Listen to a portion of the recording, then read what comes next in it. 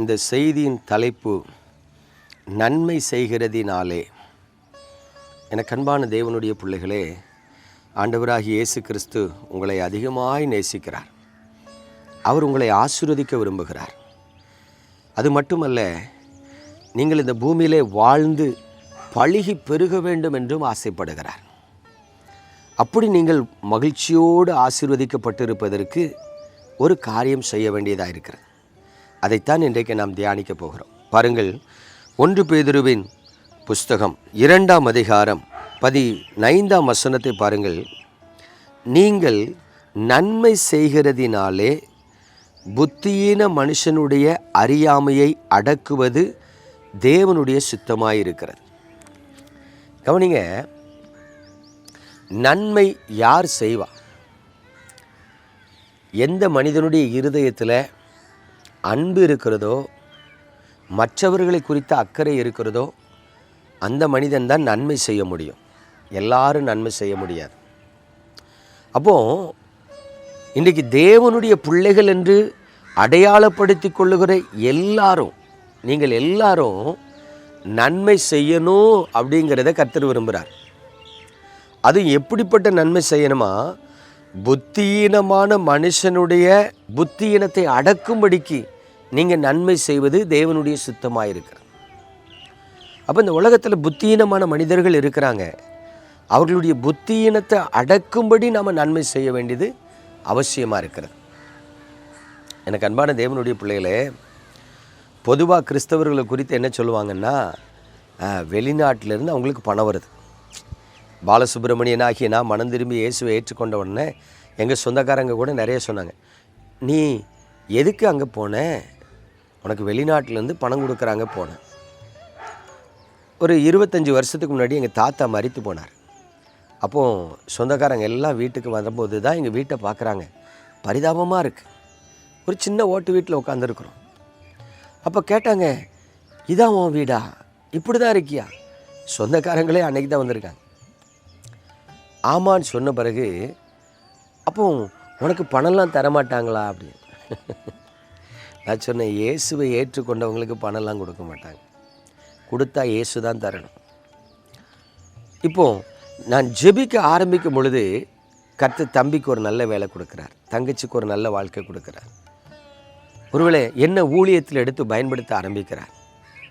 அந்த ஆசீர்வாதங்கள் வந்து உயர்வடையும் பொழுது தேவனுடைய பிள்ளைகளை அவங்க பார்க்குறாங்க, கர்த்தரை தேடி போனதற்கு பின்பு இவன் வாழ்க்கை எப்படி மாறி இருக்கிறது. ஆவிக்குரிய வாழ்க்கையில் தேவனுடைய பிள்ளைகளே சொந்தக்காரங்க கிட்ட பழகும் பொழுது நம்ம பேசுகிறத அவங்க கவனிப்பாங்க, நம்முடைய செயல்களை அவங்க கவனிப்பாங்க. அப்போ அந்த காரியங்களெல்லாம் அவங்க கவனிக்கும் பொழுது பாருங்கள், குடும்பத்தில் கஷ்டப்படுற ஒரு சில பிள்ளைகளை படிக்க வைக்கிறதுக்கு உதவி செய்ய ஆரம்பித்தோம். ஒரு சில கஷ்டப்படுகிற குடும்பங்களுக்கு சில நன்மைகளை செய்ய ஆரம்பித்தோம்.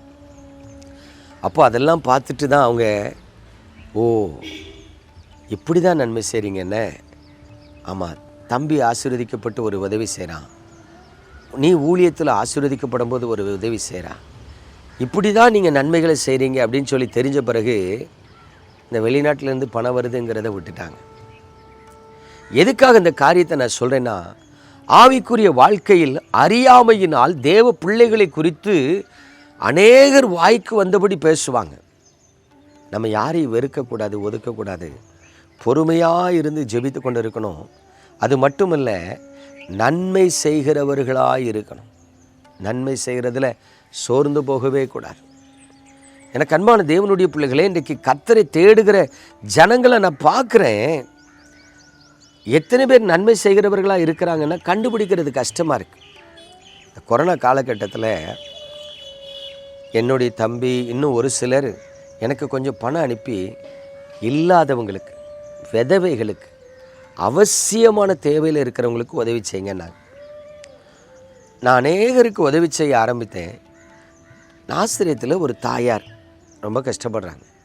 அவங்களுக்கு போய் ஒரு 3000 ரூபா கையில் கொடுத்து, அக்கா இதை வச்சுக்கிடுங்க, இந்த கொரோனா காலகட்டத்துக்கு உங்களுக்கு உதவியாக இருக்குன்னு கொடுக்கும்போது அந்த அக்கா சொன்னாங்க, தம்பி நான் ஒரு 2 வீட்டில் வேலை பார்க்குறேன், அதனால் அந்த 2 வீட்டிலேருந்து எனக்கு எப்படியும் ஒரு 5000 ரூபா சம்பளம் வந்துடும் தம்பி, என்னை விட கஷ்டப்படுறவங்க யாராவது இருப்பாங்க.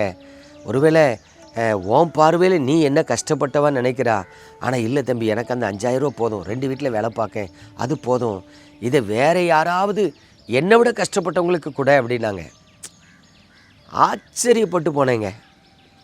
இதுவும் ஒரு விதத்தில் நன்மை செய்கிறது தான்.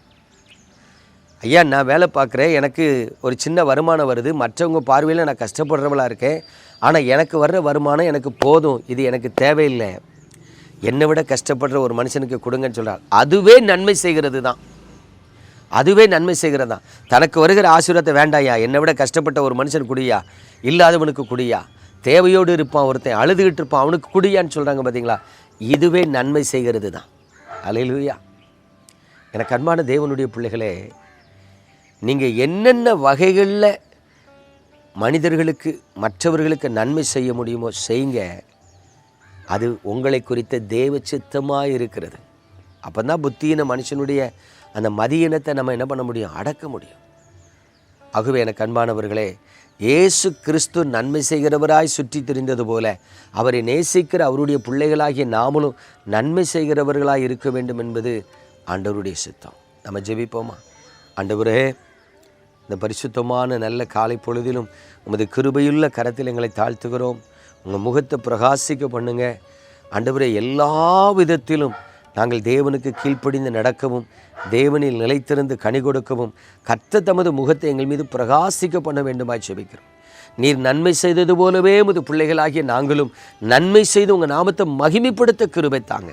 இயேசுவின் நாமத்தில் பிதாவே, ஆமென்.